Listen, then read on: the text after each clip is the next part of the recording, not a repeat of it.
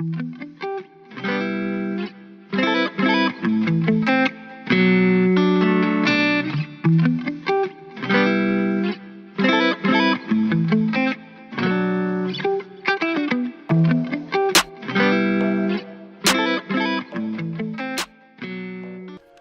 so first off, this is a watch I purchased from Joma Shop. I had never purchased anything from them before, so I kind of wanted to check out what it was they were all about, how their service was, and everything like that. So my initial impression is they did a pretty good job. It took them about 2 days to ship the watch and then another 2 days to deliver it to my house. And the primary reason I picked up this watch in particular is, one, I'm getting rid of my Seiko Starlight, and so I wanted something to fill the collection in its place.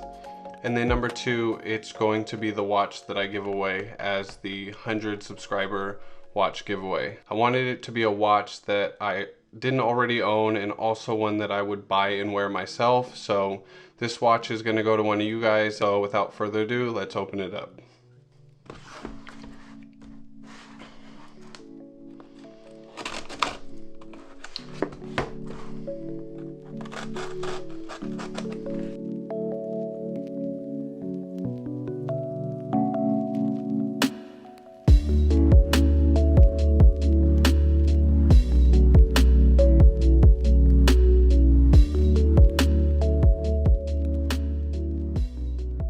Okay, it looks like it's packaged pretty well. It has a nice soft cushion that the watch sits on.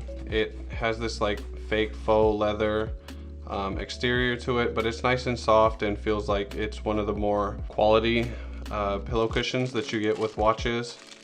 Okay, now that we got that cleared out of the way, we can take a look at the watch. It has a case diameter of 37 millimeters, a lug to lug of 40 millimeters, a lug width of 20 millimeters, and a case height of just 11 millimeters. I'm gonna go ahead and resize this to fit on my wrist so I can give you a wrist shot, so I'll be back in just a moment. All right guys, I got it sized to my 7 1/4 inch wrist. I had to take one link off of each side and then also play around with the micro adjustment. I moved it from the far end to the near end, making it a little bit tighter on my wrist. As you can hear, the bracelet, it sounds very cheap. It makes a lot of noise, but what I've found is once you get it on your wrist, as long as it fits a little bit snug, just how I like it, it's not really too bad, and I think the watch looks pretty good. Okay, so just to address the elephant in the room, I'm not actually getting this watch to replace the Seiko Starlight. This one's just for me to wear until the watch is sold and I can get the Mito Baroncelli Heritage 3.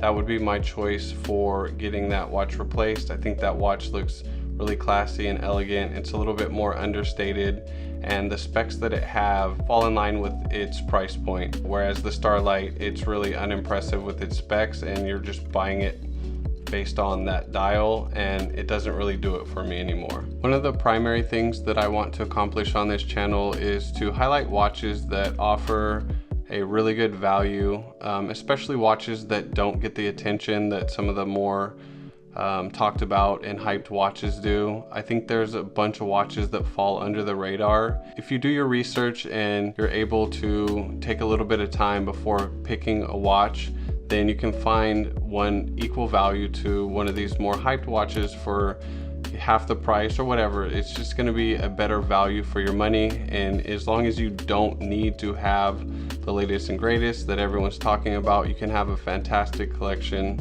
and save a ton of money in the process. The SNKD99 can be found anywhere from $100 to $130 new. If you want to save a little bit of money, you can find it between $70 and $80. I think it's a fantastic value at either price point. It's just whatever you're comfortable with spending. The only issue with this watch is if you're a strap monster, it does have an integrated bracelet, so you're not going to be able to swap that out.